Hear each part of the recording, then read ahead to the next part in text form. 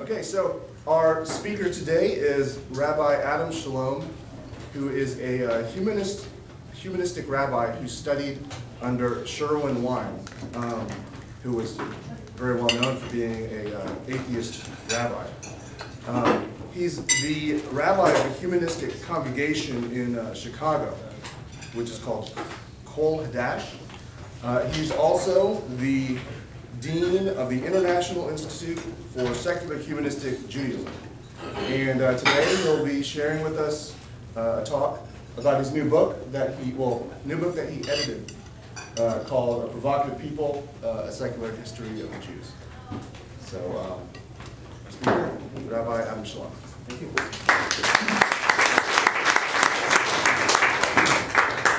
Thank you very much. I promise not to use this bell unless absolutely necessary. Unless we get rowdy. And I do want to let you know, I'm sure many people here have some questions about humanistic Judaism in general, how we do what we do, how it relates to general humanism. I'm happy to talk. I talk about that a little bit in talking about the book, but we can answer questions about that as well as about the book itself. And also, just for the commercial announcement, we do have some examples of other books that our institute has published here on a variety of subjects. You're welcome to flip through them here. We have catalogs you're welcome to take with you. They're all available on Amazon as well, or I have charge slips here, or cash or check are accepted, as well as multiple copies of the Provocative People book. But I'm happy to sell you any one of these. I don't need to take them home. I'm happy to save my back the luggage weight. But the copies of Provocative People we do have, they're $25, which includes the tax, and obviously no shipping. So it is, if you are interested in the topic, worth considering taking a look at one. But I'll repeat that commercial announcement at the end of the talk.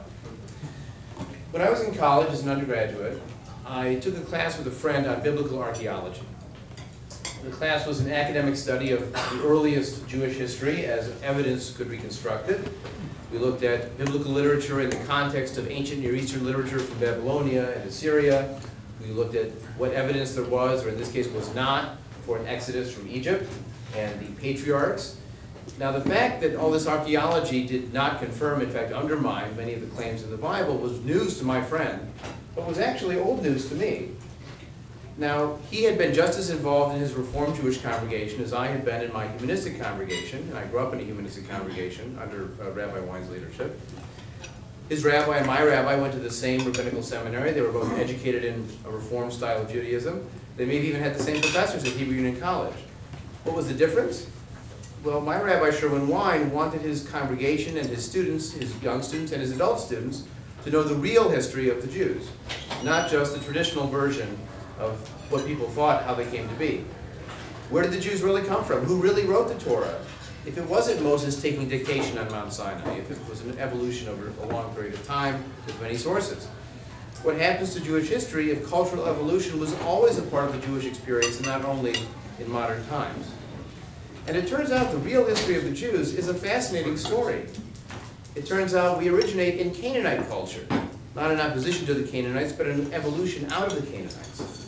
The story of the destruction of Jerusalem, its rebuilding, and its destruction again. The clash between the Maccabees on one side, around the story of Hanukkah, but on the other side, not simply the Greeks, but Hellenized Jews, Jews who were sympathetic to the ideals of Greek culture and philosophy. The miracle of the light story, just to mention it since it's seasonal, is invented many centuries later. If you read Josephus, who lived about 100 years after the Maccabees, if you read the books of Maccabees themselves that they commissioned to be written, there is no mention anywhere in those books of any miracle with any lights. But they do give a reason why it's 8 days long. In one version it says, as Solomon dedicated the temple, as described in the book of Kings, so did they dedicate this temple. And Solomon's dedication festival was 8 days long.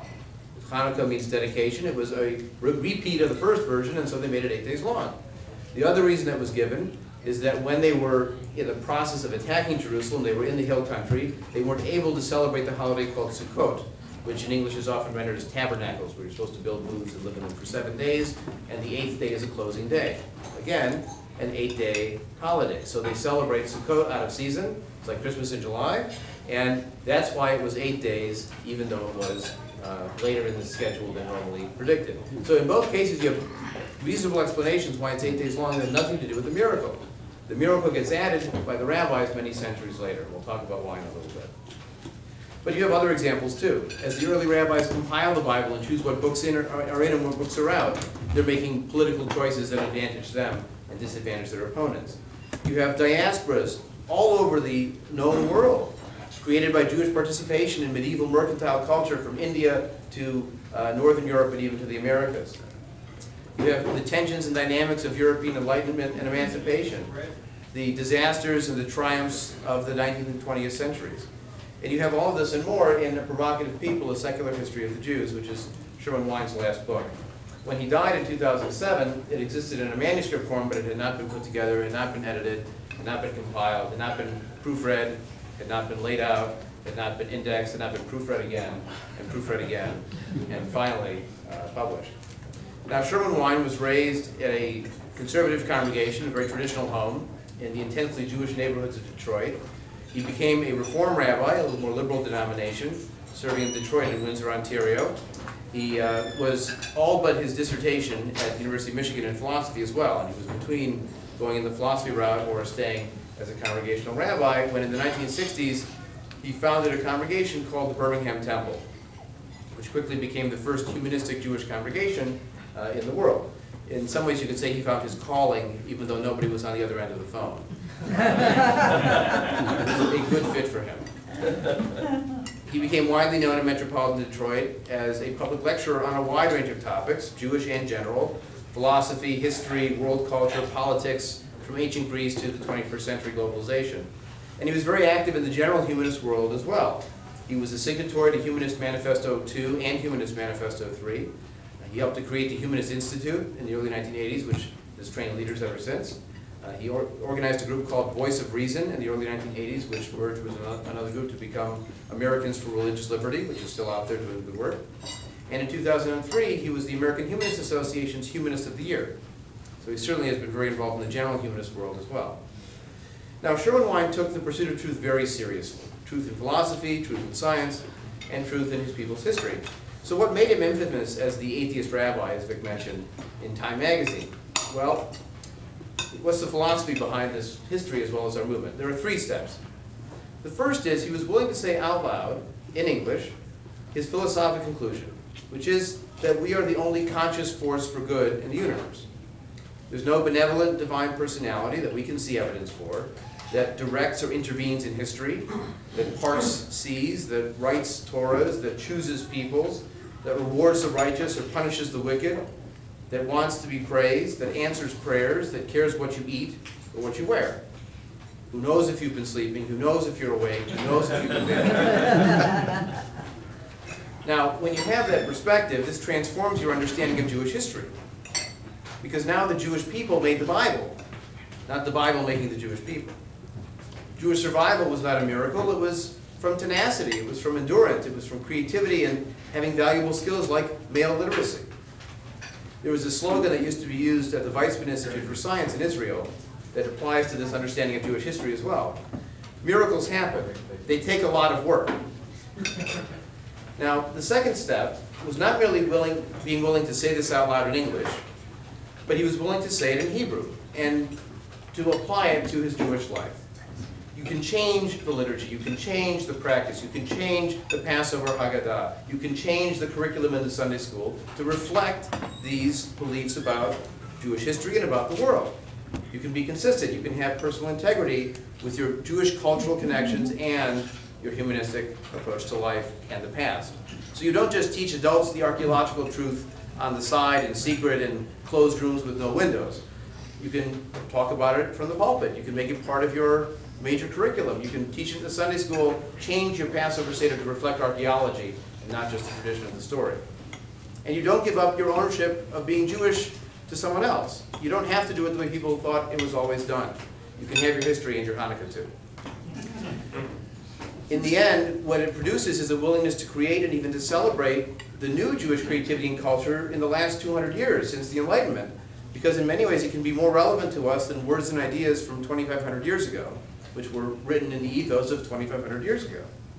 And the new secularized reality of Jewish life may be understood as a natural outcome of Jewish history and not a disaster where Jews are going to vanish because they've changed so much. It's a natural outcome of how they've evolved. And the last step that was important is that to understand who the Jewish people really are today, we need to find out what really happened, and not just what we thought happened.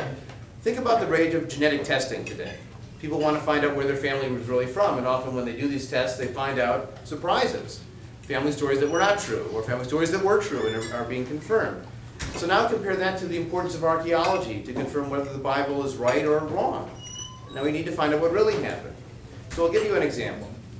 In the Middle Ages, the family of Maimonides, who was one of the most famous rabbis and philosophers in the Middle Ages, in fact, Thomas Aquinas, Avicenna or Ibn Sina, and Maimonides all lived in the same time period and knew each other's work. They were all creating a kind of Aristotelian or neo-Aristotelian philosophy in the Middle Ages in response to the rediscovery of Aristotelian texts through Arabic and Greek translations. Well, Maimonides is one of these major figures in this period, but he's also a major sage in Jewish life who wrote a masterful code of Jewish law, commentaries to the Bible, responsive literature answering key questions people would have. He was the preeminent rabbi of his age. But early in his life, when he was a child, his family was living in Spain, and an invasion of fanatical Muslim Berber tribesmen named the Almohades invaded southern Spain, and including the area where the Maimonidean family lived. Now, that family stayed there for a couple of years, and then moved from there to North Africa, where the Almohades were from and still in force, and then eventually to Egypt, where they were able to join the Jewish community in Egypt. And the question is raised, did Maimonides' family, including Maimonides as a young man, actually convert to Islam? Well, it may have been the case that they had to, because when the Almohades invade, they put the Quran on the edge of their sword and said, convert or die. You know, pick the Quran or you get the sword. And so most likely, their family did convert. And that's how they were able to move along where the tribesmen had come from to get to Egypt and then re-emerge as Jews later on, a sort of prefiguration of a lot of what are called Moranos or secret Jews during the Inquisition period. Now, if you take the very pious perspective that the great sage Maimonides could have never converted, there's no possible way, well then you're going to miss out on understanding a lot of his writing, because there are times when he's very sympathetic to people living under Islam and the difficulties they face. And there are other times when he's very angry and bitter in responding to a certain provocation that Islamic culture presents against the Jews. So you can see that his biography makes a big difference in understanding his writings, and understanding his writings because of the impact he had on Jewish life is very important to understand the Jewish community and Jewish philosophy. So that's why we need the real history. We have to find out what really happened. Now, for decades, Sherwin Wine taught a class at the Birmingham Temple, which he founded, called The Real History of the Jews. Now, it's a bit chutzpahdik, or as I heard Al Gore say once, chutzpahdik, to say that this is the real history, as if all the other histories are wrong, false, whatever. But in this case, he combined his tremendous depth of knowledge in Jewish history, his voracious reading, with brilliant personal insight, inimitable wit, and he taught them to the best of his knowledge what he knew happened in Jewish history. Now, I was one of his students from youngest ages all the way through rabbinical school. So after he died, I took on this project of putting the book together. And if it takes chutzpah to write a book like this, it takes even more chutzpah to edit a book someone else has written like this, particularly when he's not around to argue with anymore. So I did my best. But I want to share with you some of the strengths of Sherwin Wine as a teacher, which are also strengths in the book. So as one example, he had a tremendous knowledge and erudition in world history and culture, not only in Jewish culture. So he was able to draw fascinating parallels between Jewish life and non-Jewish life. So in one passage, he compares the Pharisees of the 1st century BCE to the Calvinists of the 17th and 18th century. What are the similarities? Well, they were both contemptuous of the old religious establishment, hostile to the old aristocracy, populist in their insistence on turning lay people into priests, bourgeois in their class resistance and ambitions for power, conformist in their love of surveillance, self-righteous in their dismissal of the opinions of their opponents, fervent in their articulation of judgment day, reward, and punishment, and ardent in their obedience to their own newly created clergy.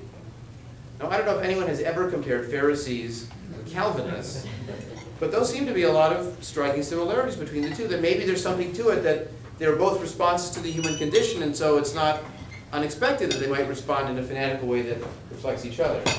He sets the context in world history for what happens in Jewish life.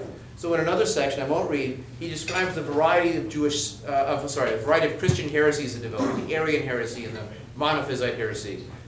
And what he explores is not just the development of those ideas, but even more importantly, how they related to what was happening to the Jews living under those different heresies, how it related to Jewish development. And often in Jewish life you get the idea that you're living in a bubble and what's happening outside doesn't affect you at all.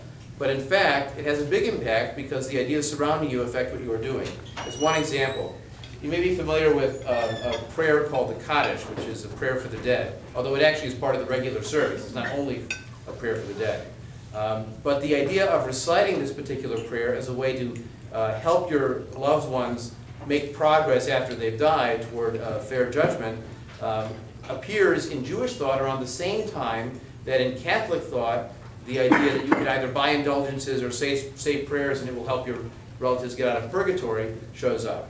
And so there's obviously some interchange and dialogue between the two groups, but if you don't know anything about church history, you're not going to get the evolution of that idea in Jewish life, and that's what's a real strength in this book, is presenting the context for what happened. Now another strength is that he has a marvelous ability to synthesize vast amounts of information in very clear systems. So one example, he notes that Jews living in multilingual settings will often choose the language of the dominant power. So when they moved to Montreal, they spoke English and not French. When they were living in Prague, they didn't speak Czech. They spoke German, which was the Austro-Hungarian Empire's language. When they were living in North Africa, they didn't speak Berber, they spoke French, which was the colonial power at the time. So that's, again, from a wide range of times and places, but a very similar phenomenon. Or another example, there's a claim that's often made in traditional Jewish life that it doesn't matter what you believe as long as you do what you're supposed to. Follow all the rules, the dietary laws, recite the prayers even if you don't believe them, but just do what you're supposed to do. And Wine points out that this idea that there is no belief system is ridiculous. It's a section he calls Rabbinic Creed. At the heart of the Rabbinic prayer service was the Rabbinic Creed. The assertion that Orthodox Judaism had no creed is false. Both the Shema, that sort of cardinal line of faith, and the Amidah, the standing prayer, the core elements of the morning and afternoon prayers, since the evening prayers have only the Amidah, presents a creedal statement disguised as praise. The first two blessings of the Amidah affirm the doctrines of inherited merit and the resurrection of the dead. Blessed are you, Lord our God, the God of our fathers, Abraham, Isaac, and Jacob. Blessed are you, Lord our God, who revives the dead. So he's blessing God for doing things. That's a claim that God does those things. It's a statement of belief. And the remaining blessings conclude in a similar way with affirmations about the nature of God. He listens to prayer. He will bring his Messiah. He will restore the temple. If the recitation of these words was not required as an act of public conformity, then they would not be a creed. But they are. And so they are. And he also has a marvelous sense of humor. So I want to give you just two examples of that. One is on his discussion of Spinoza and Spinoza's philosophy. He points out that the God of the Enlightenment could find different forms that all tended to a similar result. Spinoza's pantheism was one of two attempts to make God compatible with the scientific age. The other was deism. Most Enlightenment philosophers were deists, as was Thomas Jefferson. Deists maintained that God created the world and established the laws of nature which govern it. Having done so, he retired, a deity emeritus, and is unavailable to intervene to change anything that the order of the universe arranges. Prayer is useless. Talking to God is like talking to the wall. The behavioral consequences of deism, pantheism, and atheism are all the same. Now, I had never heard of this God of enlightenment referred to as a deity emeritus. But it's a wonderful comparison. You know, he's not in the office very much, he doesn't answer his phone calls, doesn't really have a lot of responsibilities. No, but he gets credit for the work that he did in the past. So that's the deity emeritus.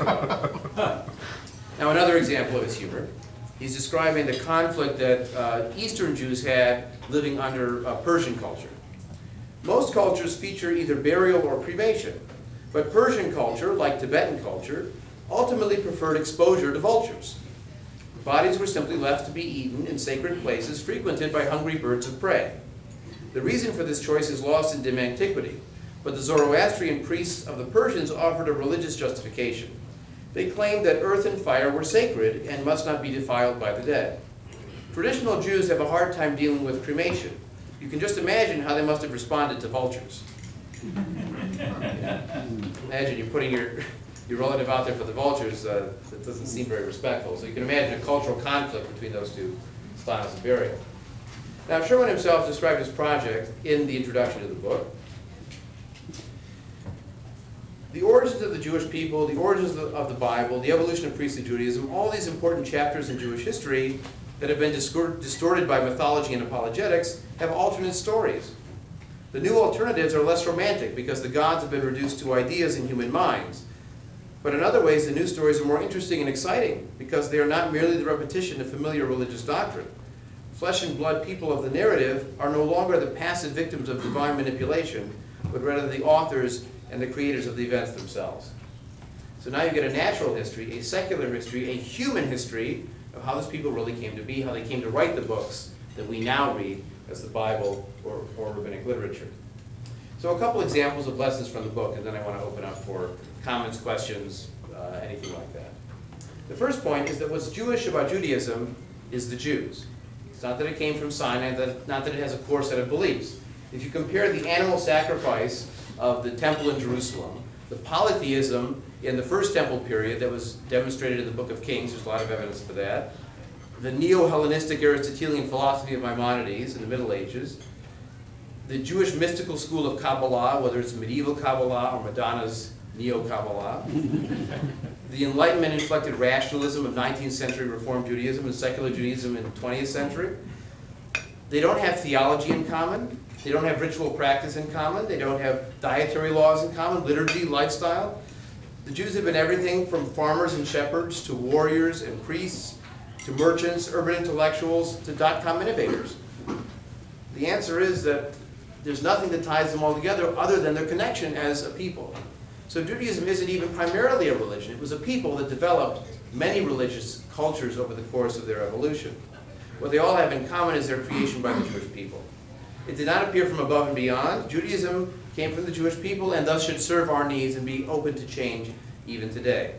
In fact, it's always evolved in response to the outside world, so change is a Jewish tradition. Now, there's also new questions that we ask and we answer in a secular history of the Jews. For example, when deciding what books would be in the Bible, which were put in and which were left out. And not simply for theological reasons, there may have been political advantages to putting in some or leaving out others. As one example, the books of Maccabees were not included. And it was many years later that the rabbis decided to include something a little bit about Hanukkah because evidently the people kept doing it, and they had to come up with some other reason for it. The Maccabees books, as I mentioned, had no miracle of the oil. Josephus, 100 years after the Maccabees, has no miracle of the oil. It's only in the Talmud, which is a collection of Jewish wisdom most likely compiled around the year 500 BCE, I'm sorry, 500 CE, 500 of the Common Era, that this story first appears. It doesn't even appear in a book called the Mishnah that was put together around 200. So the rabbis hadn't even invented the story until 500 or 400 of the Common Era. And what is their story? They don't give it a whole section to focus on. They have a little splurge in the section on Shabbat candles and a little splurge in the section on saying blessings, and that's it. And what they say is, when the Maccabees reconquered the temple, they found only enough oil to last for one day, and they lit the lamp, and miraculously it lasted for 8 days. This is the miracle of the light story that you hear. Well, again, this is invented many centuries after the Maccabees, so what political purpose does that serve? Well, the rabbis didn't like the Maccabees, because the Maccabees began as a pietist rebellion. Remember, they're fighting the Hellenized Jews. They are the traditionalists. But after a couple generations, their early names were good Jewish names like Yehuda, Judah, and Mattatyahu, Mattathias. And then they take names like Hyrcanos and Alexander and Aristobulus. And you can see they've become Hellenized over time, such that they begin, in fact, to call themselves king when you should only be a king from the house of King David, and they are not. So the rabbis decided they don't like the Maccabees at all because of their portrayal of the pietist perspective, because of their Hellenization. So they don't include the books of Maccabees in the Bible as they put it together. And they minimize the Maccabees by making Hanukkah about God and not about the people. You see, that miracle of the light story makes it about the miracle and not about the reconquest, not about the establishment of a state, which for the Maccabees was the point of the holiday. So that's how it changes over time, how the interpretation makes a difference, and how asking secular questions changes the story. You look for human motivations and natural causes for historical processes. You know, you read the book of the prophets in the Bible, they have a theory of history. Their theory of history is the Jews do well when they follow God, and the Jews do poorly when they don't obey God. Jimmy Carter, by the way, had the same theory. If you read his book, Peace Not Apartheid, he talks about meeting with Golda Meir, who was a very, very secular prime minister of Israel, and he says to her, you know, part of the problem is that you've strayed from God too much. And she said, well, we have Orthodox parties in our coalition. I'll let them handle that department. But, you know, the point is that that idea comes from the prophets, but is carried through in evangelical Christianity as well, that history of the Jews is a function of their obedience to God. But a secular history doesn't believe that. It's based on human beings. And after all, I don't buy what the prophets say because, again, their lifestyle, their worldview is so radically removed from our own that while they say something's relevant to us, a lot of what they say is irrelevant or even obnoxious to our perspective. The idea that you would blame a people for being destroyed because of their sins and add guilt to their suffering, from our perspective, is blaming the victim. We wouldn't do that. But you do hear that, by the way, whenever there's a hurricane, you have the predictable people who show up and say, it must be a punishment for sins which I define as the things I don't like. So if there's an earthquake or a tornado or a drought in a religious community, it's obviously not a judgment because I like those people. But when there's a hurricane in New York City or New Orleans, well then it must be a judgment. Okay, so you see how a secular history is going to take it more reasonably. You know, as one example, the vast majority of Jews in the world today have been tremendously secularized. What percent of Jews would you guess keep kosher? 15%, 15%, maybe 20% depending on the community. What percent of Jews like Hanukkah candles? Well, that's closer to 80%, 85%. Not 100%, but much higher. It's a once in a while thing, and it's around Christmas time, so it has communal reinforcement. But if you went back 400 years, those numbers would be very different. You know, 400 years ago, how many Jews were not Orthodox?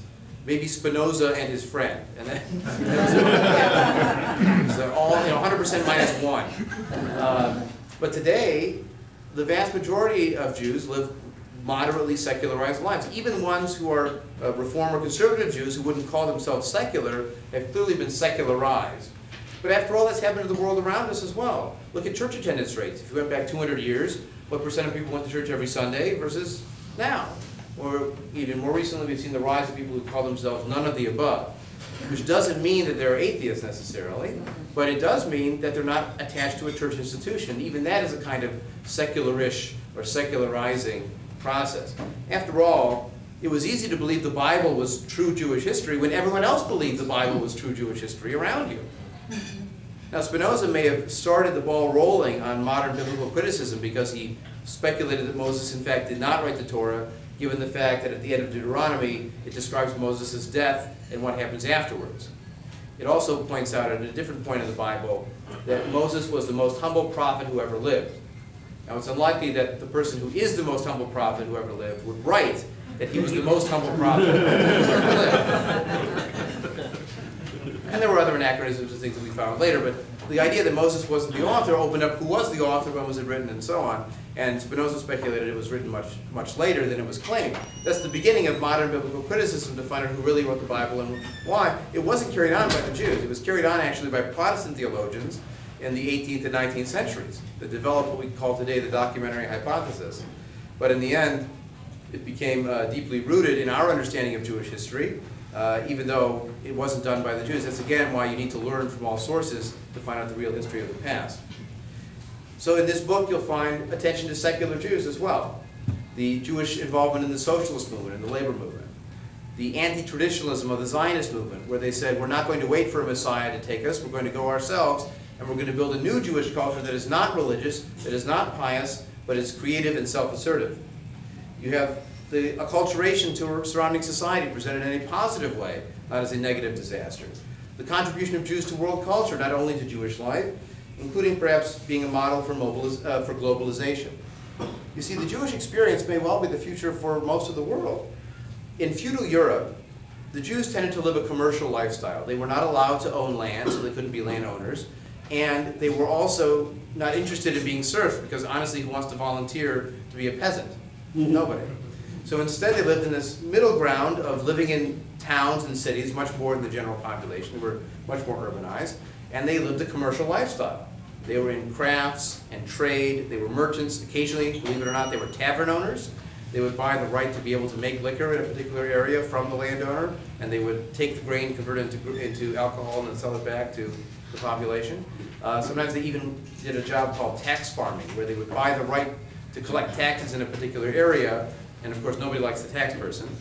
Led to the association, again, of Jews with money from a peasant mentality where money was evil, but it was a way of making a living. And they lived in this commercial world in feudal Europe when that was not respected. Come the 18th and 19th century, the beginning of what used to be called liberal economics or free market economics, now the Jews are very well positioned to move forward in the commercial economy, but also their experience of being a diaspora population among a rooted population may be the element of the future. Think about American colonies in Shanghai and Hong Kong, or even in this country, people who move from one place to another but still root for their hometown teams or feel connected to where they come from. Well, that's the model that Jewish life has experienced for many centuries. Very early in their history, the Jews tasted the possibility of becoming a world people. This development may be their most enduring contribution to the world. Many historians will still maintain that monotheism and a compassionate ethics were the major contributions of the Jews. But monotheism is an increasingly problematic ideology in a secular world, and philosophic monotheism has its roots in many cultures.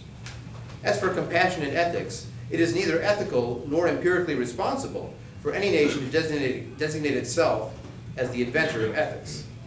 Given their history and influence, the Jews have been and remain a provocative and extraordinary people, the unwitting precursors of a global world that they helped to invent. Living as an American in China was prefigured by living as a Jew in Spain or in Poland or in other places where your identity was distinct from the people among whom you lived.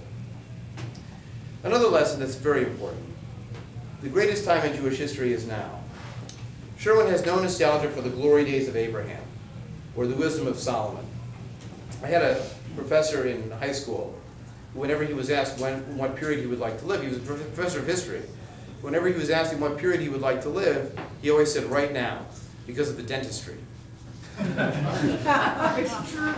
the sanitation, and the immunizations. And I mean, keep in mind that 2/3 of this room would not be here if I were giving this lecture 400 years ago. So sometimes you have to admit the greatest time is now, not the golden days of medieval Spain or wherever else. The greatest time is now. Despite the Holocaust, never before have the Jews, both individually and collectively, possessed more wealth, more power, and more influence. We don't talk about it a lot because of anti-Semitic implications. It's sinister, but it may be true. The global economy, which the Jews helped to pioneer, now embraces the planet. The realm of science, in which Jews have excelled far beyond their numbers, has now replaced religious faith as the dominant source of intellectual power in the countries that possess military and economic strength. The legacy of Jewish Nobel Prize winners outshines the prophets and sages of the religious past. It is science that now has the power to transform human existence.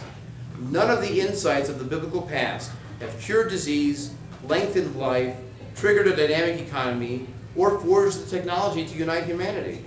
In fact, the hardcore of religious fundamentalists who hate the modern world and the world of science derive their inspiration from the wisdom of that era.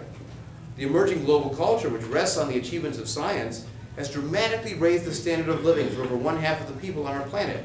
Most of the readers of this book would not have been alive to read any book without the successes and special contributions of Jewish medical scientists, and he gives them a lot more credit than the prophets of the Bible. And the last point to make is that for Sherwin Wine and for a humanistic Jew, studying Jewish history is Jewish practice. You don't only connect to being Jewish by reciting prayers or studying the Torah text. You can learn where our people came from and how they developed, how they came to be who they are today, whom they may become in the future. That's what studying Jewish history is about, and that is a deep and meaningful Jewish practice. The meaning of the Jewish experience is the subject of this book, but also the concern of humanistic Judaism as well. Now, Sherwin Wine did not invent the facts of Jewish history. He read them, he synthesized them. He understood that the sweep of the Jewish experience has lessons to be drawn from it. Lessons about what happened and why, lessons about what may yet happen, and what we can do with that knowledge going forward. His last gift is the sharing of knowledge. For all of his creativity, his independent thinking, his activism, his creating organizations, Sherwin was a consummate rabbi. And if rabbi means teacher, then that work as a teacher continues. So, I'm happy to answer any questions you have either about humanistic Judaism in general, or specifically about Jewish history, or about this book in particular. But again, I want to thank you for the invitation to be here.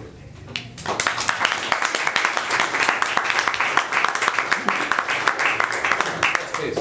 At what point did the Jewish culture come from being Canaanite to being Jewish? What caused, what It was a Thursday? Oh. How that, I mean, I'm not familiar. I'll give you a window. Okay. Okay. So one of the questions is always, where does Jewish history begin? What's the starting point? And it's complicated because the Exodus is very problematic. There's a very vague reference to a destruction of a people called Isser, which could be short for Israel, in a stele, a monument that's dated to around 1200 BCE. So maybe there was something there, but it doesn't make a lot of sense to have the Exodus and Conquest story true as described in the Bible, because at that time the Egyptians were fully in control of the area, and it wouldn't have made sense to have this massive conquest then.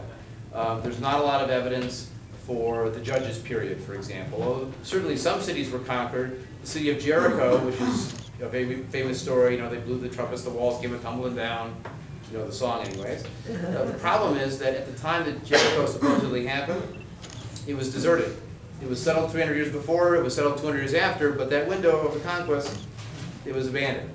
And there isn't a uniform layer of burning in the settlements at that time period either. So it suggests the conquest narrative is off too. So now you get to David and Solomon. There have recently been some excavations of what looked like monumental-sized architecture dated to around the time King David supposedly lived. Now, again, the sensationalists will say it's King David's palace, but it doesn't have his, nameplate on the bed, or there's no indication it was him. We do have a reference to a house of David from a couple hundred years later.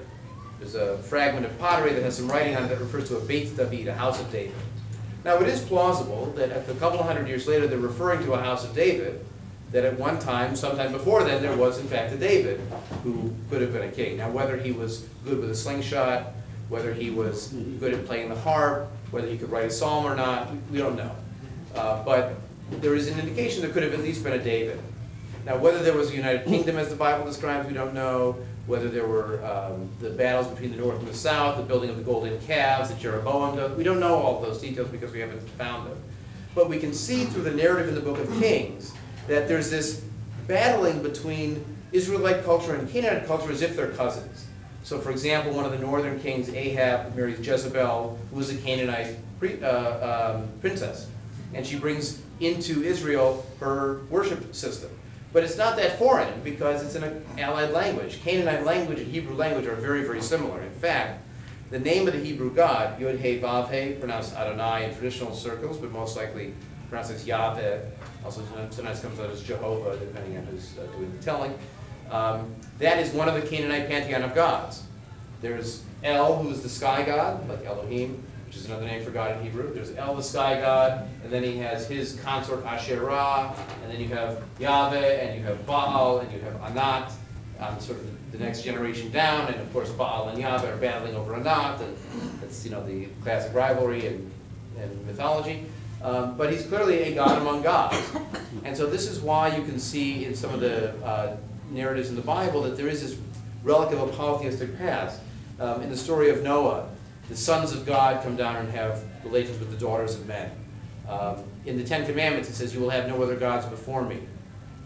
You can have them behind me or after me, but not before me.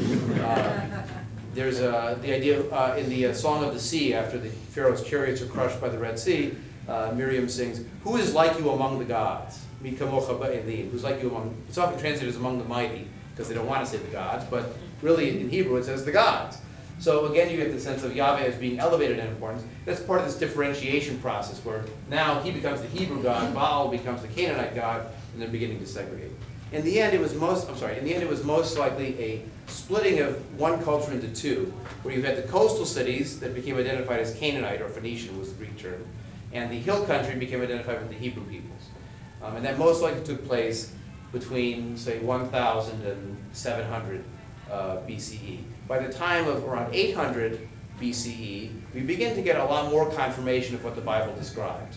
So a king named Yehu is described in the Bible, and we actually have a picture of him in the Assyrian records where he's bowing down, paying tribute to the Assyrian king, and it says, Yahu of Beit Omri, which means Yehu from the house of Omri, who was the founding king of the northern kingdom, was like the house of David, was for Judah. So that's confirmation of a biblical piece. We have a description of a tunnel digging during the siege of Jerusalem, and we found that tunnel and a plaque in the tunnel that describes how it was made, very similar to how it was made in the Bible. You have a burning layer at that date that confirms the biblical narrative with the king around the same time. So you begin to see that there's a lot more confirmation by 700 BCE. Again, where does it start? It's sometime in that fuzzy period between 1000 and 800. Long answer to a short question. Oh, that's exactly. Okay. Yes, please. Couple of things. First, on Egypt, those Egyptian scribes were very, very busy people. They kept track of every commercial transaction, the salary of every soldier, but supposedly, according to some versions, there were up to 300,000 Israelites that went with Moses. And you think that those scribes would have done a little bit more about the loss of their whole workforce. Well, exactly. I mean, actually, the Bible narrative describes 600,000 men. If you add women and children in there, the estimates are around 2 million. But again, it's legend. It's not what actually happened. You can dig through the Sinai Desert. They didn't break a pot. They didn't make an outhouse. I mean, you'd think there'd be some kind of evidence. But this is again the function of legendary history. Now, there may have been some of the Hebrew people who experienced a slavery in Egypt. But if it was 60 people that left, that's not a valuable story. If it's 600,000 people, now it becomes an epic saga. And so that's why we have to, again, take the stories with a grain of salt without evidence to support it. The other thought behind the story of the Exodus from Egypt is it has two positive functions. One is, it may have been the hill country feeling an exodus from the Canaanite cities, that is, getting their independence from these urban elites. By the way, eating pigs is one of those examples of the differentiation, where you have a settled agriculture in a city that can support pigs, but if you're a shepherd in the hillside, you're not going to eat pigs, and that's what the other people eat. So that's why that dietary law comes into place. And so an Exodus story could have a mythological function like that, but it also gives the Jews roots in one of the two major cradles of civilization. Do you remember where Abraham comes from? He comes from Ur, which is in Babylonia, one of the oldest cradles of civilization. Not Babylonia, it's modern Basra. Well, it's modern-day Iraq. It was in Sumeria, further south. And then he travels up two cities through what is today Iraq, and then comes back down into the land of Israel. What happens, of course, is that gives the Jews mythological roots in both Mesopotamia and in Egypt, with those two stories. And now they are in between the two, but have roots in both places. So again, it's the function of mythology, just like the Adam and Eve story. It's not history, it's a myth, and it's trying to explain something. So it may be that a lot of these myths of Abraham, Isaac, and Jacob are origin stories for the Hebrew people, and not just origin stories for why they eat certain things or where humanity came from in the case of Adam and Eve. It's back there. One of the things we need to remember when we start reading histories and so forth is that it's written by the winners of any conflict, and anything that's written by a theologian is to preserve his position and the gratuities he gets from the population for maintaining his position. Unlike a politician. What gave you the first clue, Tracy? And so, as you go back, my reason I have to apologize, by the way. As you go back through this and start reading and listening to it, I don't think a grain of salt is enough. I think sometimes you need a whole salt shaker. Because what's written down and what evidence proves or disproves it is not even close. I mean, we're talking about miles apart. Okay? Sure. Well, you have to understand, I'm coming at this as a humanistic rabbi, not a traditional rabbi, which means that we use biblical archaeology, the forefront of, I mean, think about Israel Finkelstein's The Bible on Earth, or even more recent works. That's what informs this book and what informs our approach to this history. We don't buy the Bible story just because it's in the Bible. The challenge is that occasionally the Bible story is confirmed by archaeological evidence. And so you can't be willfully in denial that anything in the Bible couldn't possibly be true. So here's an example I often use. You could theoretically learn something about the Democratic Party from the Republican Party's website. It would not be necessarily accurate. There'd be a lot of spin to it. You'd have, you have to filter through the interpretive lens there. But there is some, so the same thing is true when describing the history of Israelite polytheism. There's a lot of condemnation of it in the Torah text and also in the narratives in the Book of Kings where they clean out the temple and clean out the temple. They have to clean out the temple so many times, what you can read between the lines is the people wanted to keep putting it back in there. In fact, there's a narrative in the book of Jeremiah, which happens after the temple's been destroyed, where the women of Jerusalem come to Jeremiah and they say, "You idiot, you had us get rid of all that goddess worship in the temple, and look what she did to us. She destroyed the city, and so we're going to go worship the Queen of Heaven because we don't want to listen to you anymore." And he says, "Well, no, it's because you worship the Queen that Yahweh destroyed you." So you can argue it both ways. We only have the Yahweh side of the story. I've always felt that God created man, man being a gentleman, returned the compliment. Yes, please.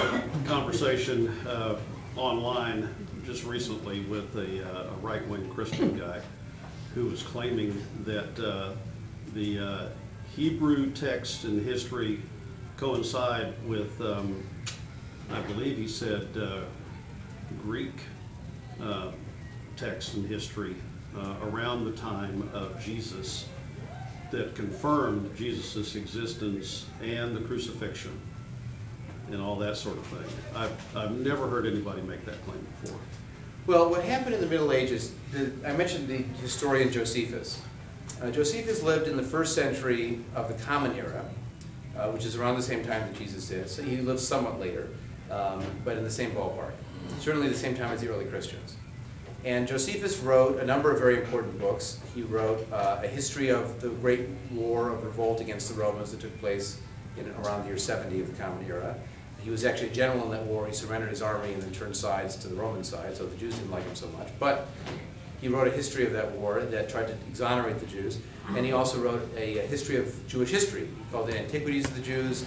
He wrote a book against an anti-Semitic book that was written by a Greek in Alexandria named Apion, and so he wrote a book called Against Apion. We don't have Apion's book anymore, but we have his rebuttals against Apion. And he wrote his own autobiography near the end of his life. So what happened with Josephus was in the Middle Ages, a line got inserted into the text that says something like, and there was a group called the Christians, and there was a man named Jesus, and he was the Christ. No further comment than that, and it seems very unlike anything that Josephus would have said, given that he wasn't Christian or had nothing to do with it. So it's most likely an insertion that was added, but it was used to claim that even Josephus testifies to the antiquity of Jesus, because it was embarrassing that he didn't until that emendation was made. So that might be what he's thinking of. Look, I have no difficulty believing that there was a Jesus. In fact, the word Jesus is a modification of the name Joshua in Hebrew. Yeshu is what is translated as Jesus, but that's just a short form for Yeshua. So think of Joshua, this is another form of it. So the belief that there was a Jesus, or that people thought he was a Messiah, wasn't unusual either. There were other Messiahs that were claimed at the time. Had been for several years, several hundred years. Who were likewise failures. The difference was that in this case, his followers came up with a way for him to live on, at least in their minds, right? So the fact that there could have been a Jesus is certainly possible. That he could have been crucified as a Messiah is certainly possible. That he rose 3 days later and asked for some food is, I would say, less likely.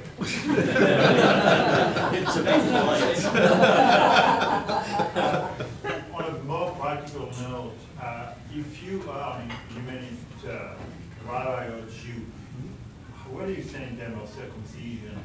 Can you be one without being circumcised or not?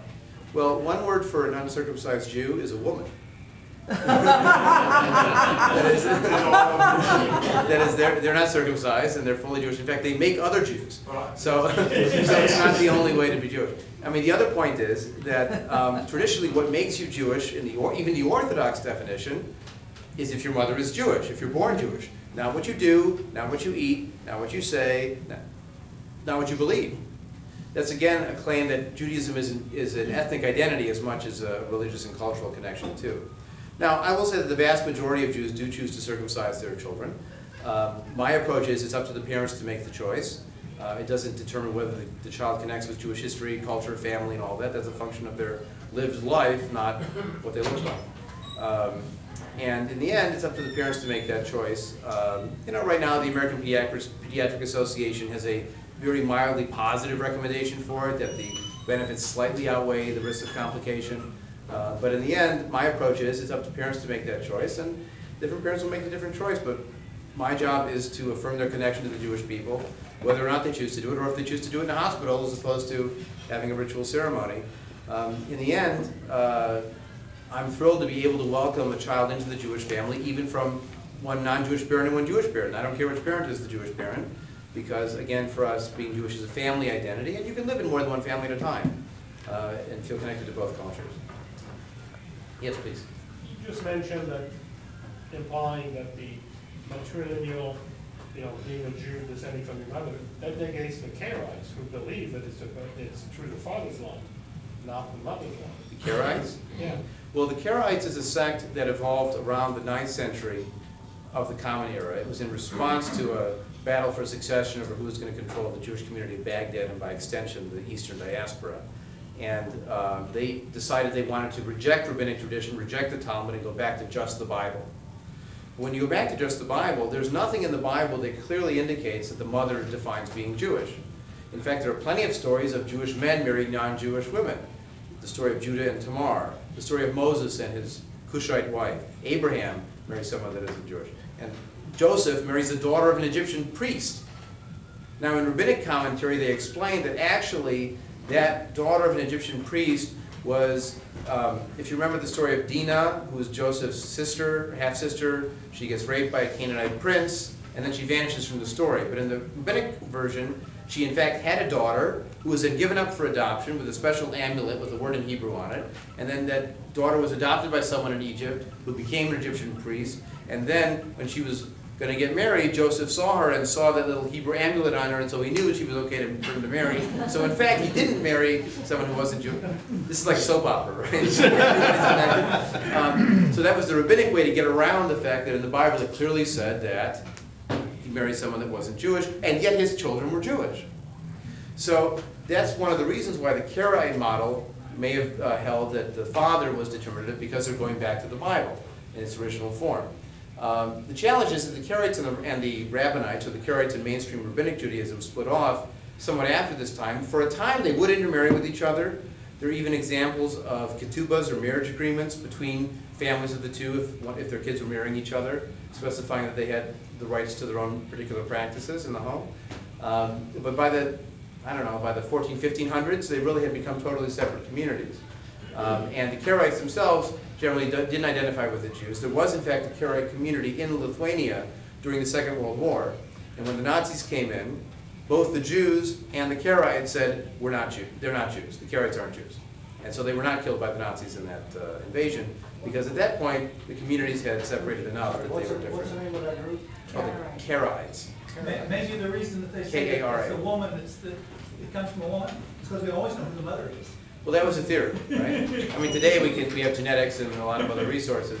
But again, it provides an ethnic definition in a way that is not simply a set of beliefs, like in Christianity or in Islam, where belief is a very important piece of identifying with the tradition. Yes, please. Yeah, what you said about the split off between the coast and the hills, which is a very traditional split, which we see in many different cultures.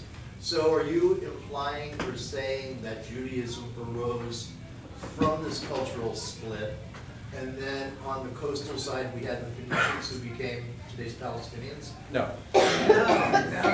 No, the Phoenicians, I mean, they became the people of the land, but they went through many evolutions. By the time of the Greco-Roman period, they might not have even called themselves Canaanites. The late Greco-Roman period. The idea of, look, the Palestinians are mostly Arab, and the Arabs mostly come from a place called Arabia.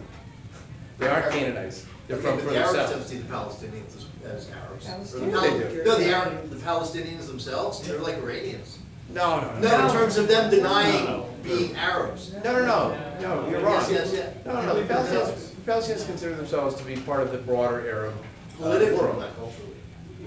I'm not so sure about that.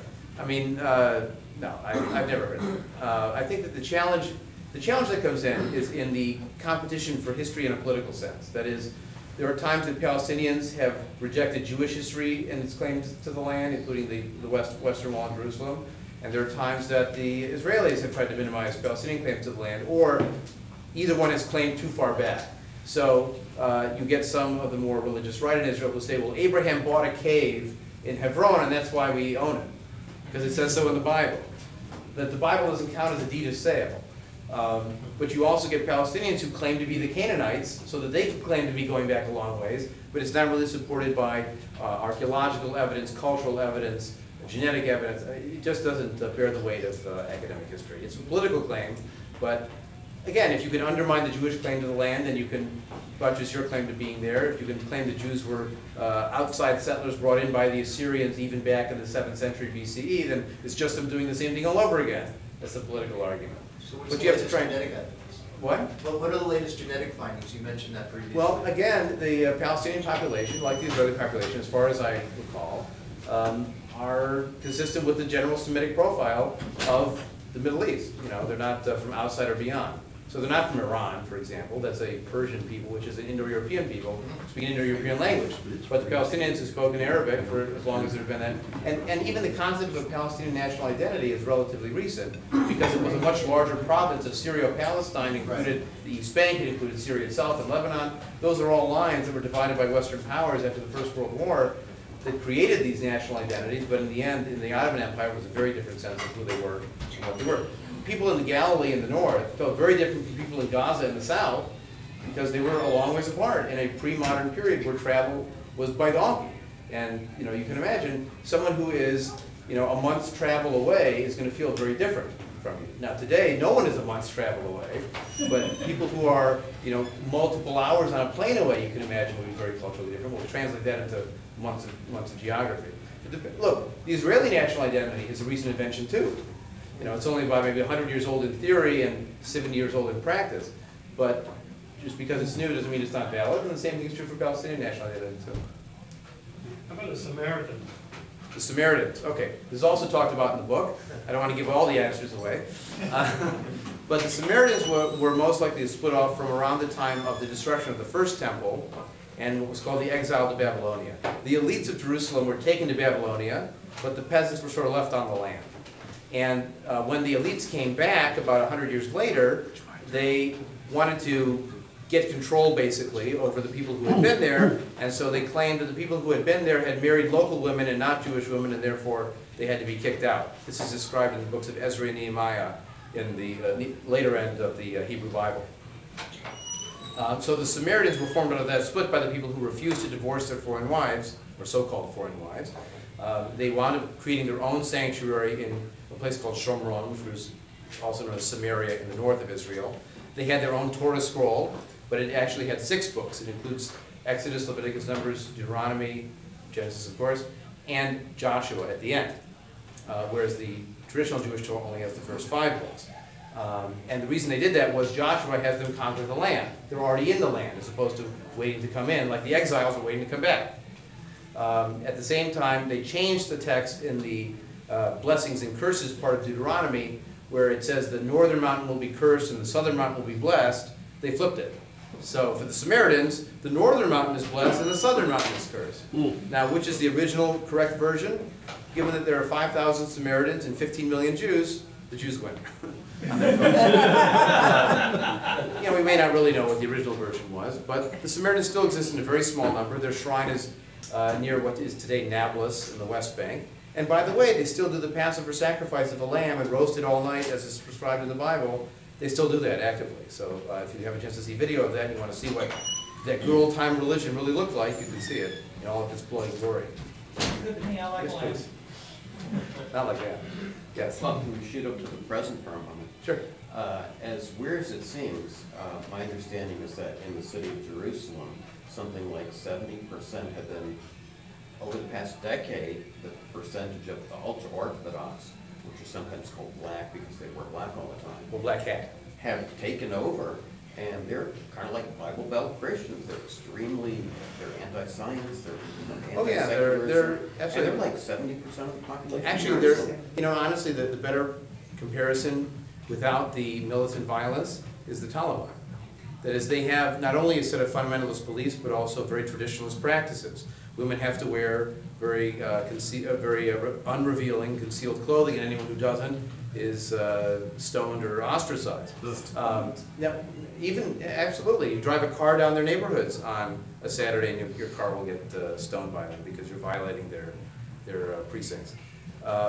They've begun to impose a lot of their public modesty issues, even segregating buses and all kinds of terrible things.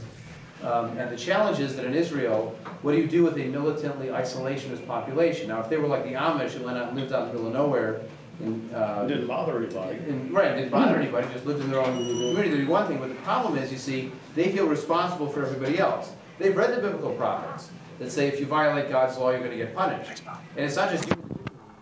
Are going to get punished. It's not natural of me to say that, but everyone. It's all right, you're in Texas. Everyone is going to get punished if some of them are breaking the rules. So they feel the right, even the responsibility, to tell you you're doing it wrong. So what's going to happen? This is a very unstable situation. Well, I like to say that working in the humanist world, we are a non-profit organization. That is, we don't predict the future. There's no prophecy. We don't know what's going to happen. I can give you my projections, but don't take it too seriously. I mean, my best guess, the birth rates will continue to increase, but they don't keep all the people that are born that way. There are people who leave those communities. I think the big question will be whether the Israelis and Palestinians can find a way to work out what to the outside seems to be an obvious solution, but to them seems to be unacceptable on either side. If they can do that, then this population will be dealt with, because the Israeli society will turn to face internal issues. As long as they're facing external issues and missiles and everything else, they don't want to deal with the internal divisions over religion and government. But as long as they're not dealing with that because of the outside threat, it's going to continue to get worse. And the question is whether they've gone too far, because now I think the secular public is getting mad. And they're getting mad because it's beginning to infringe on their lives. Well, part of it is that the Orthodox people don't want to serve in the military. Oh, and the secular people resent it tremendously. They also don't work as much, because the men, if they were to work, would have to go serve in the army. But if they're studying Torah and religious texts, they don't have to serve in the army. So they study those. It's like a perverse incentive thing. If they worked, they would have to go in the army, which they consider not kosher. So instead, they don't work, and they study and live on welfare and charity into their 40s. And so it creates a very non-productive sector. The two most non-productive sectors in Israeli society are Arab women and ultra-Orthodox men. And you can't have 15 or 20% of the society that could be working not working. It's just not sustainable, because you're paying for them for everybody else. And then the military service is a big source of resentment, because in Hebron, for example, you've got 250 religious settlers being protected by 2,500 mostly secular soldiers. And it doesn't make any sense to be living like that. So it's produced a lot of resentment, and the draft law right now is something they're debating very strongly. They may start drafting ultra-Orthodox men into the army.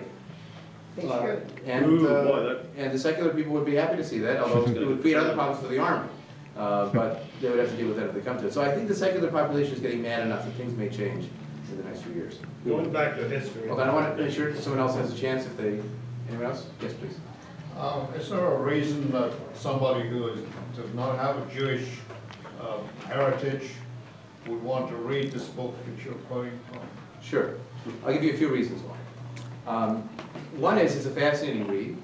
I mean, I'm interested in African American history, it can be Chinese history. You don't have to be of a particular background to be interested in the development. And in particular, the Jews have been at the heart of Western culture, either in their activity, in their function in the commercial economy, in the development of international finance, in the questions of emancipation in the 19th century in Europe, or also in the imagination of the anti-Semitic, who believe that they are the heart of Western culture. If you want to understand how something like the Holocaust or the Second World War could have happened, the background of anti-Semitism in its economic as well as its social and religious forms is clearly highlighted in the book. If you want to get a good background on biblical archaeology and how that related to the development of the writing of the Bible, the canonization of the Bible and its development, that's in here as well. If you want to find out about how Jews wound up in India, and how Jews wound up in China, and how Jews wound up in Ethiopia, these very odd diaspora communities, where they came from, that's in the book as well.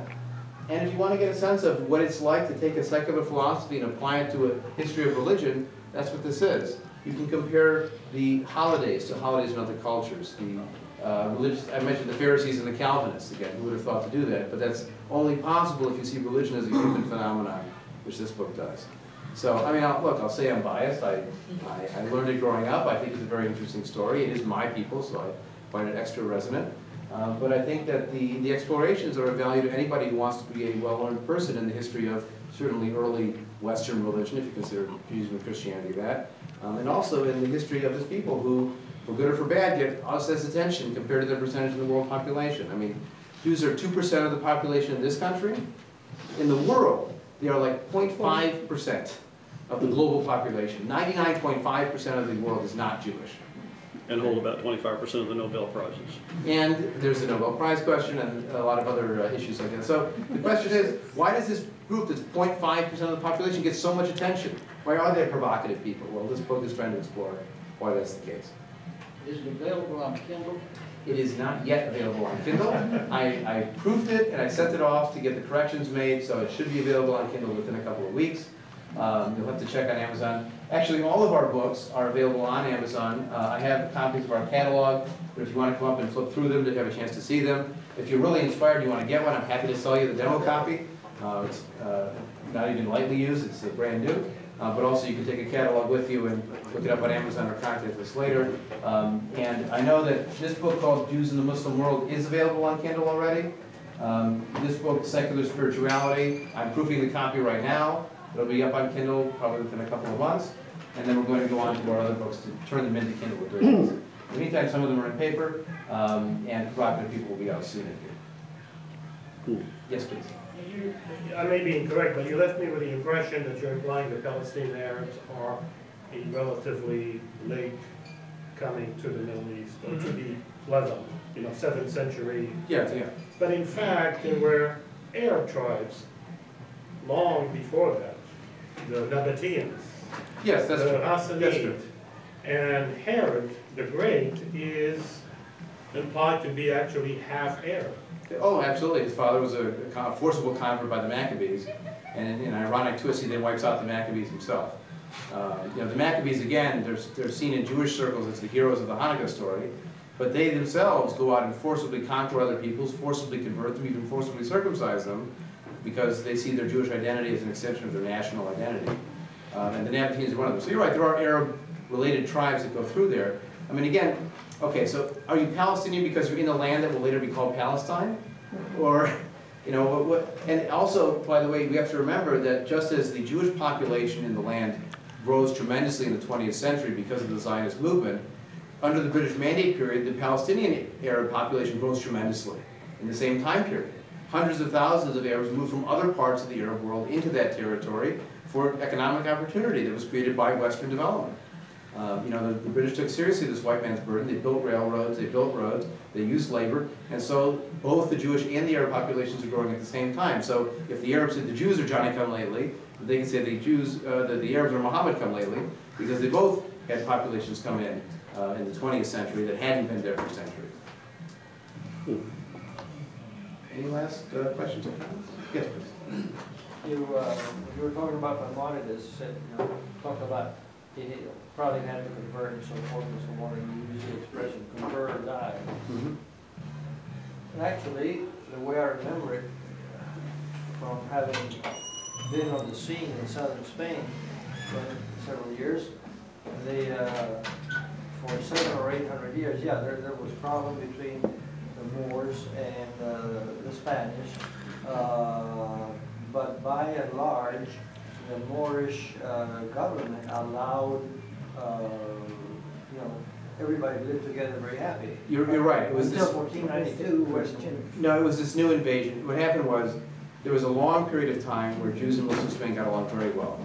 In the 1200s, this group called the Almohads, who were fanatical Berber converts to Islam, swept into Spain. It was sort of a response to the beginning of the Reconquista, the reconquest.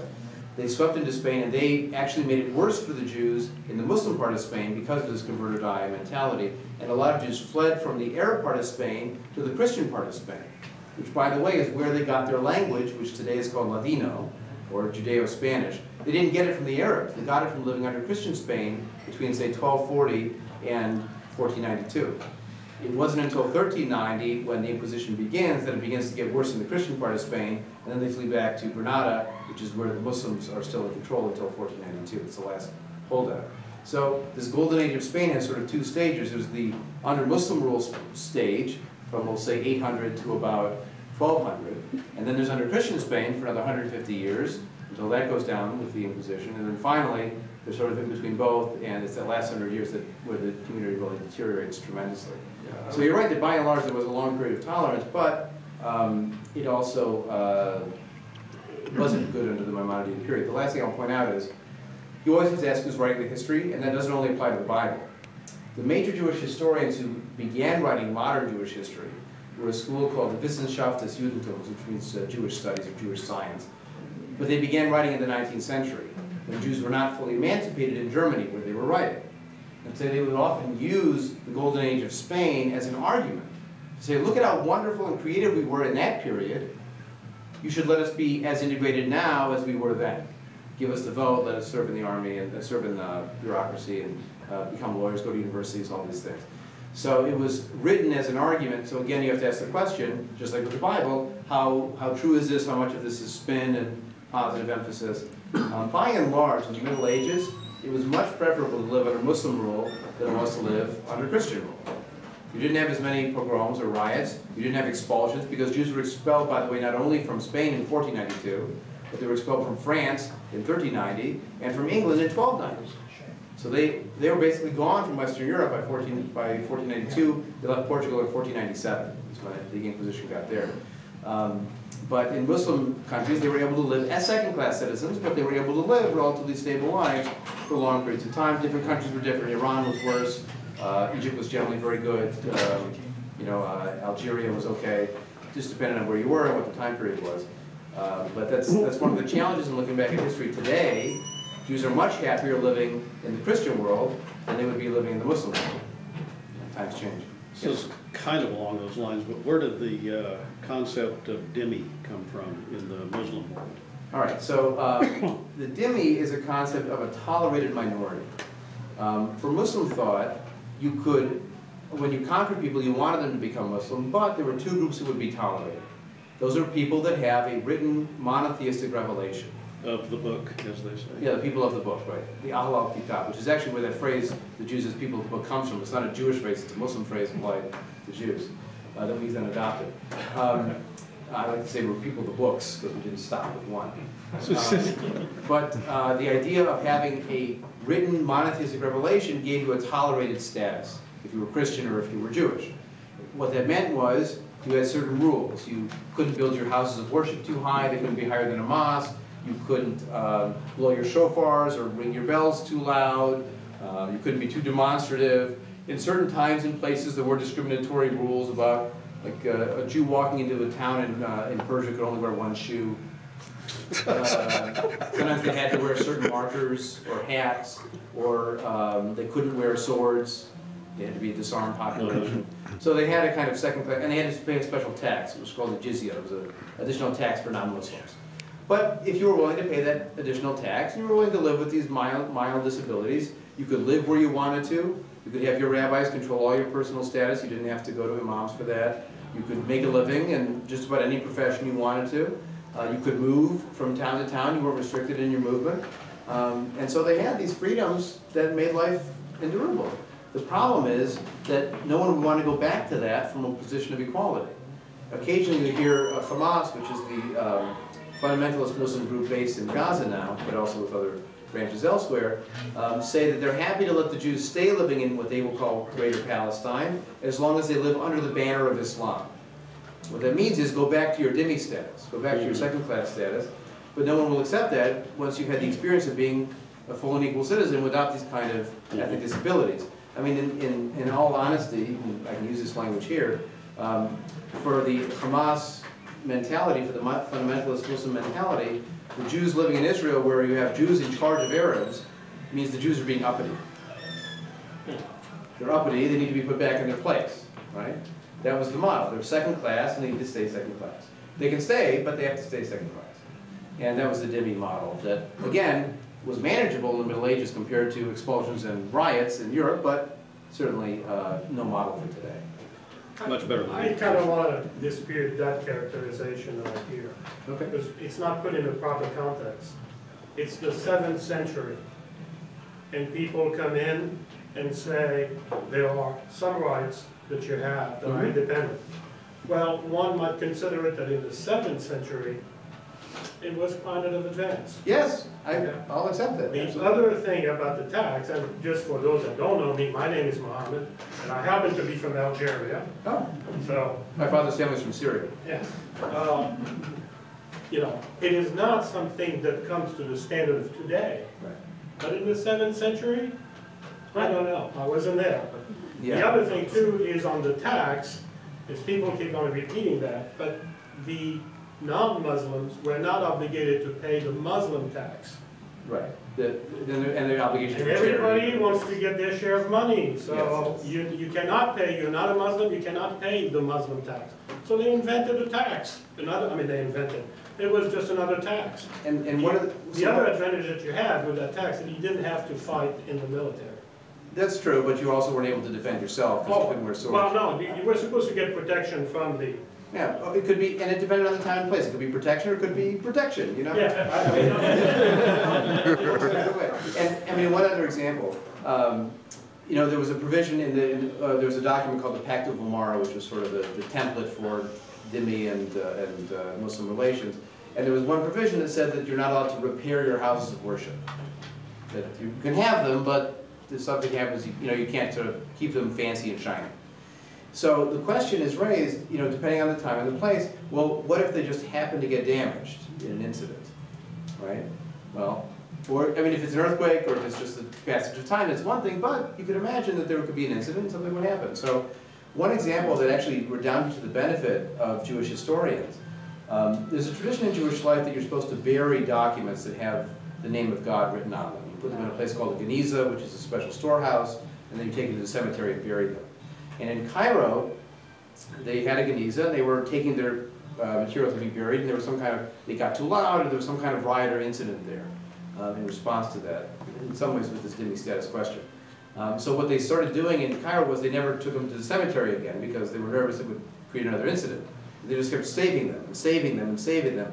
And then they started saving anything that was written in Hebrew letters, not just with the name of God on it. And they kept saving everything, letters, contracts, wedding agreements, inventory lists. And so in the 20th century, these were rediscovered. And this is a massive treasure trove of documents going back to the 1200s. We have Maimonides' handwriting from documents in that geniza. But only because of this accident that they didn't want to keep taking it to the cemetery because of the incident. So, I mean, I agree with you that in general, the Muslim life is certainly preferable to the Christian world at the time. And at the same time, the Pact of Umar could be interpreted leniently or could be interpreted more seriously. I wasn't trying to defend the life, I was just trying to say when people talk about dhimmis, they put it in the 21st century context, right. Exactly. where in fact these were laws that were enacted in the 7th century. I'll give you another example. In the Ottoman Empire, they had something called the millet system, where you had a chief rabbi, a chief imam, a chief priest, and they controlled personal status questions. If you wanted to get married, you went to a rabbi that was under the authority of the chief rabbi. In Persia, in the Ottoman Empire, it was called a Chacham Bashi. This Chacham was the Sephardic term for rabbi. And that was, again, very progressive for the Middle Ages, that you didn't have to go to a religious official or a bureaucrat of some other religious persuasion to be able to get married or get married. Well, what happened was when the British mandate took over in Palestine, as it was called then in 1917, they kept that same system. And when the Israeli government was formed in 1948, they kept the same system. So now in Israel, if you are Jewish and you want to marry someone Christian, you can't do it in the state of Israel, because you have to get married in your silo of religious identity. If you're a secular Jew and you want to have a secular wedding, you can't do it in Israel, because you have to get married by the Orthodox rabbinate in your column. If you have a background where one parent might not be Jewish, as some Russian Jews do, and the Orthodox rabbinate doesn't accept that you yourself are Jewish, they won't marry you either. Now you can go outside of the state and go to Cyprus or go to the United States and get married, and then they'll accept it in a transfer wedding. And actually, Israel will accept gay marriages that are legal where they're performed as a transfer wedding, just like straight marriages as a transfer wedding. But you can't get married in the state by the Orthodox authorities. And there is no civil marriage. There's no secular option. So again, the same kind of example. Progressive for the Middle Ages under the Ottomans, just inappropriate for the 20th century. But what about the Arab Christians and Muslims in Israel? They can marry in their silo, No. but again, the official authorities won't marry them across the lines from each other. Yes, please. Does the Provocative People discuss the current situation in Israel and Palestine, and does it discuss what the Arabs call the Nakba, and the justice of that, and followed by the expulsion of just as many Jews from Arab countries? Yes, the book does touch on what happens around the founding of the state, both with Palestinian Arabs, sometimes leaving, sometimes being expelled from where they were from, the Sephardic Jews and Eastern Jews leaving where they're from and coming to the state of Israel. That's all part of the discussion. It's obviously only through 2007 because he died in 2007, so it's not going to have the last 5 years worth of developments. But it certainly is looking forward to giving its best analysis of the state of affairs at the time, including the evolution of the state in the 20th century. Well, I want to thank you again for the chance to be here. I'm happy to chat more informally. I encourage you to come up and take a look at the books. If you want to find out more information about humanistic Judaism in general, I'm happy to talk about it. I've got business cards. You can sign up for more information. If you do want to get a copy of the book, I have some change. I have to remember where I put it. And I also have a charge that if you want to charge or write a check to the Institute. So again, thank you very much for the chance to be here. What would this discussion have been like in a Baptist church? We'll have to see.